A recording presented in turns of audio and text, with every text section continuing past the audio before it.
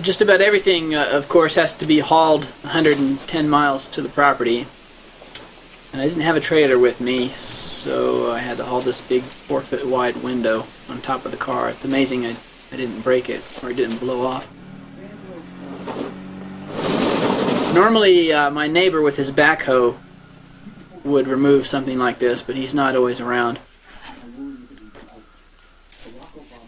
So without the big equipment, it's really a lot of work just to remove one stump.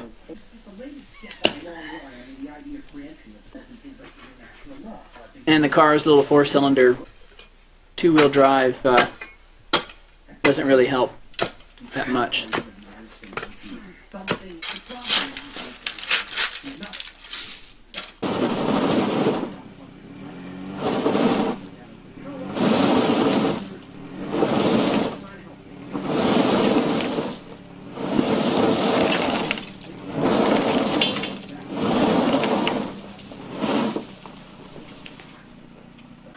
This is a little storage lean-to that I built behind the house. It's where all the lumber is and the lawnmower. This is I think probably the first fire I made in the wood stove. The wood stove has a huge capacity. It's too big for the house actually, and it can heat it up pretty good.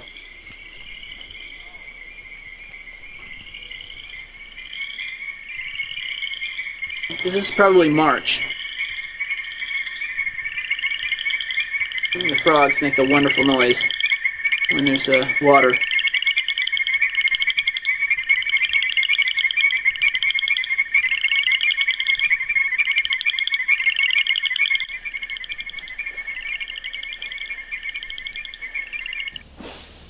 About the only way to get rid of the leaves is to burn them. I usually rake them into a big pile. It works better than trying to burn the whole place.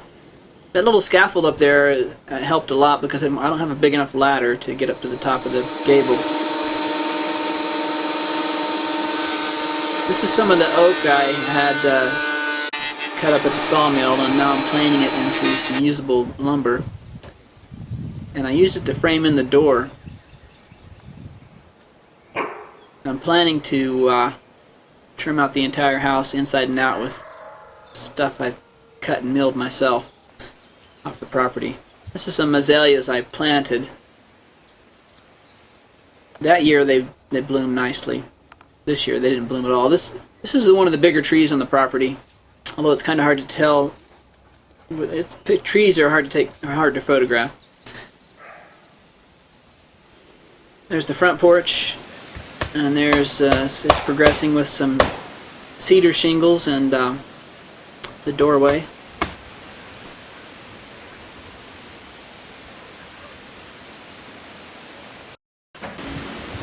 So all the trim around the door is stuff that I made myself from trees on the property.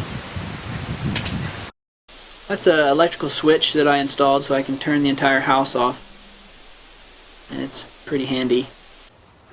This is a hole that my neighbor dug with the backhoe so we could put in the septic tank.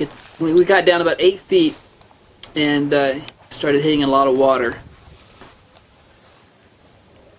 which kind of made it difficult. It really needed to be deeper, but when you hit mud, there's not much you can do. I only had a short time before the tank was to arrive, and I needed to get another couple of inches out of the bottom of the hole. Otherwise, the water wouldn't go downhill.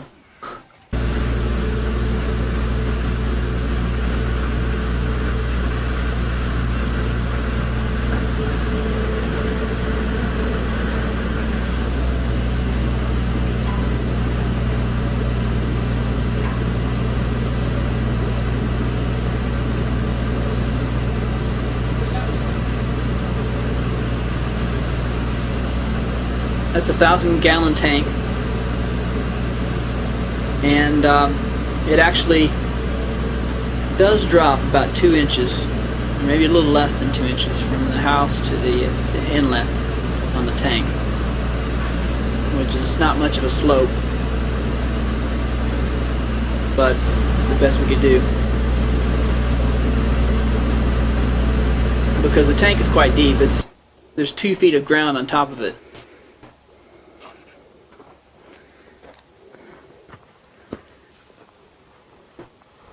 That bent piece of PVC on right there is the electrical conduit. Fortunately, we did that before we had wire in it, so it wasn't too hard to repair. That's the 100 feet of 6-inch corrugated plastic pipe that I'm using for an air duct.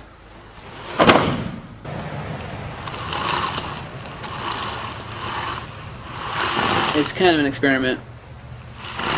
It's supposed to supply fresh air to the house and cool it in the summer and heat it in the winter.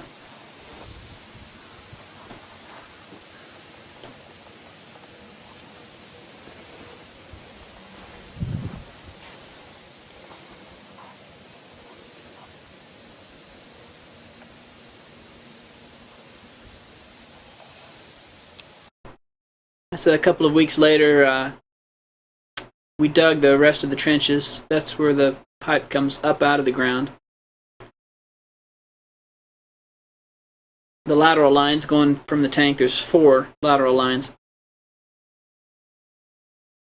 And I don't have any video, but this is burying all the leach field. It makes a nice lawn now.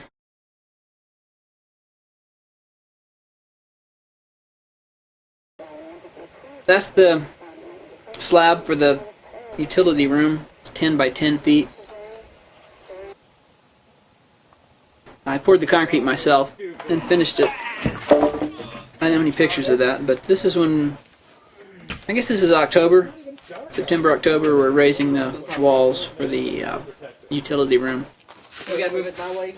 Stand up straight. They're 2 by 6 walls because eventually, possibly, I may add another story and even a 3rd story on top of that, so the walls need to be big enough. Somebody left the wire on, I guess. I hear that's a good shit. Come here.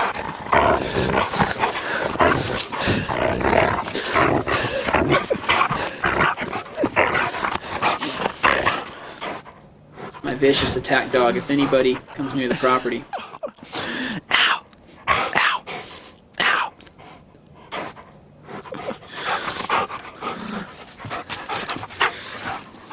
Come here.